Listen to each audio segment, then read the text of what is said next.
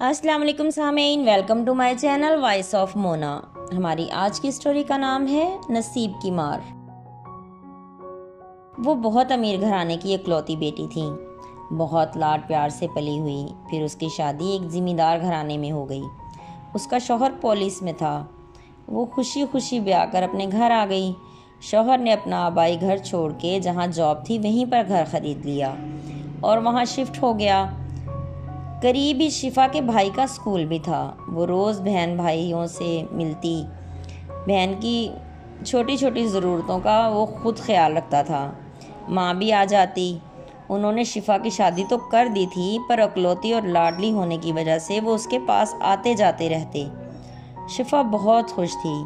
شوہر ہر چیز لا دیتا، پر پیسے نہیں دیتا تھا۔ ہر چیز گھر میں ہوتی، وقت تو گزر ہی جاتا ہے۔ اس کو محسوس ہونے لگا کہ مجھے پیسے نہیں دیتا۔ وہ مانگتی تو جھگڑا شروع کر دیتا، پھر بھی پیسے نہیں دیتا تھا۔ پہلے ایک بیٹی پیدا ہوئی، پھر دوسری، مگر وہ پھر بھی نہیں چینج ہوا۔ اب شفا کو غصہ آتا، پھر 2 بیٹے بھی ہو گئے۔ وہ کئی مہینے جا کر اپنے میکے میں رہتی، مگر وہ انسان ٹس سے مس نہیں ہوا۔ ہر چیز چھپاتا، ہر چیز کو سنبھال کر رکھتا۔ شفا کو اب اس سے محبت بھی نہیں رہی تھی۔ وہ صرف بچوں کی وجہ سے گزارا کر رہی تھی۔ بچے بھی باپ سے باغی ہو چکے تھے۔ وہ ان کو چیز لا دیتا، مگر ان کی بھی مرضی کی نہیں۔ وہ بھی باپ سے دور ہوتے جا رہے تھے۔ سب سمجھاتے کہ بری بات ہے، بیوی بچوں کو خرچہ دو، ان کا پورا حق ادا کرو، مگر اس کو سمجھ نہیں آتی تھی۔ وہ بولتا انسان خراب ہو جاتا ہے پیسے سے۔ سب سر پیٹ کر رہ جاتے، وہ کسی کی نہیں سنتا تھا۔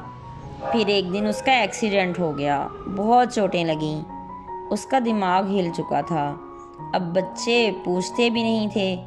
میڈیکل میں پتہ چلا کہ دماغ میں چوٹ لگی ہے۔ پھر علاج کروانے لگے تو کچھ بہتر ہو گیا۔ اب سب بچوں کے ہاتھ میں تھا، سارا پیسہ، ساری پراپرٹی، ہر چیز۔ بچے تو اب اسے پوچھتے بھی نہیں تھے۔ سارا دن چارپائی پہ پڑا رہتا، تھک کے سو جاتا، کوئی بات نہیں کرتا تھا۔ شفا بھائی کے گھر رہتی تھی۔ دونوں لڑکیاں ہاسٹل میں تھیں اور بیٹے باپ کے پاس۔ شفا جاتی اور چکر لگا کے واپس آ جاتی۔ وہ بھائی کے ساتھ ہی رہ رہی تھی۔ ایک نوکر رکھا تھا اس کے لیے، وہی اس کا خیال رکھتا۔ اس کے اپنے بھائی بھی اسے ملنے نہیں آتے تھے۔ وہ کسی سے ملتا تو تھا ہی نہیں۔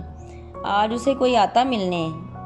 وہ سنگ دل انسان تھا اور آج اکیلا ہے، بستر مرگ پر۔ موت بھی تو اچھوں کو ہی آتی ہے۔ جس دولت کو جمع کرتا رہا وہ آج اس کے پاس نہیں ہے